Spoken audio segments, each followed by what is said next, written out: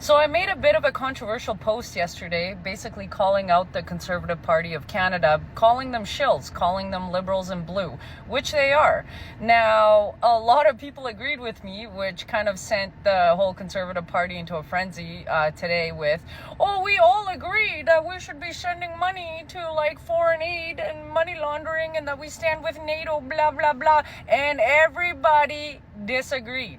So I'm going to say this. This will be my last political post on Canadian politics because I honestly can't anymore. If you guys want to know where I stand, I think they're all shills. Every single one of them. Screw the Green Party, screw the NDP, screw the Liberals, and screw the Conservatives.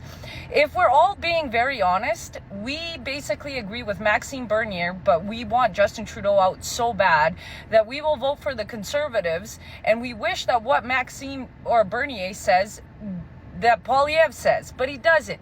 Poilievre was pro-vaccines, and he's tried to scrub that video off the internet, but guess what? I found the transcripts of him asking for more vaccines and faster. Let me show you. This is basically a transcript of Pierre Poilievre asking for vaccines faster. It says, Mr. Speaker, it is because I looked through it and there was no plan for jobs or for growth to debate.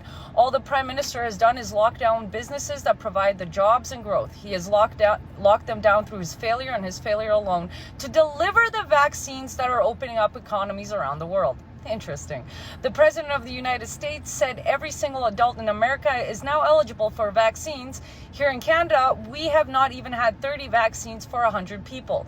That is the contrast.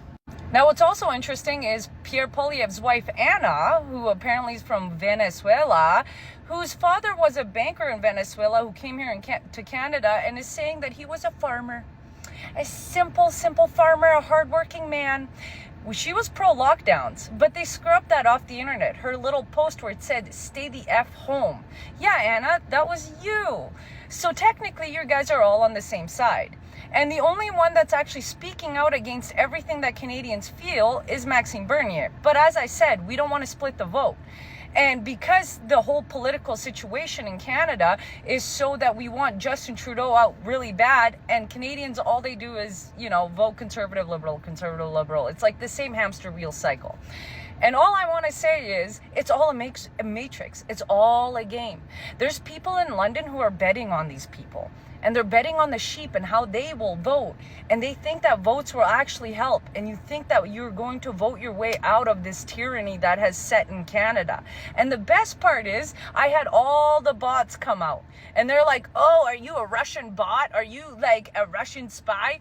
Yeah, okay, what does Russia have to do with what is going on in Canada right now? Canada is so insignificant in any sort of the way because it is literally soiling itself through sustainability and pro-UN garbage that literally every single party holds. That includes the NDP, who's been sucking and gobbling more Justin Trudeau balls than his own freaking wife while he was married to her.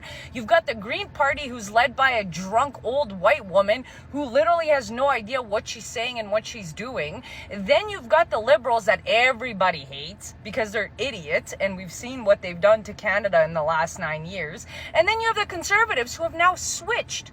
Why? Because they want to buy your votes. And they switched during the trucker protest. So here's my question to you Conservatives, because I know you watch my page. If you really truly are the opposite of Liberals, then tell me, are you going to reverse the pew-pew ban that's in Canada? Probably not. Are you going to sign out off of the Paris Accord agreement? Probably not. Right? Why is every single Conservative, even Premier, saying that they want more immigration into Canada, and they're saying we have a housing problem? No, we don't. We have an illegal immigration issue, and you want Canadians to pay for them with their tax money. And then you're going to bring in the UBI, right? The Universal Basic Income, and you're going to tell them how amazing it is, right? Because it's not.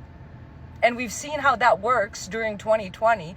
But hey, whatever. Send your bots after me. And those of you who are calling me a shill and saying maybe just give them a chance. We already have.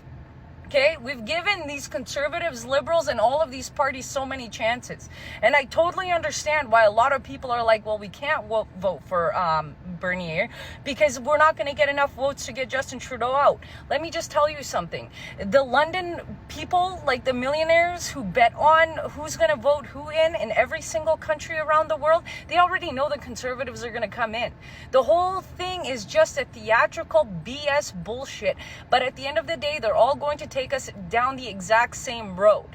And now you're going to ask, well, what are the solutions? Well, I'm going to make a bunch of videos about how you personally, without working with anybody or giving a crap about the political theatrical bullshit of the Matrix, can actually get out of this individually, and then hopefully a lot of people can connect with each other, and that way we can kind of gain control over our own lives.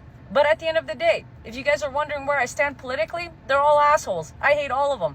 They can all go suck it. Suck a big old donkey ball. I don't care.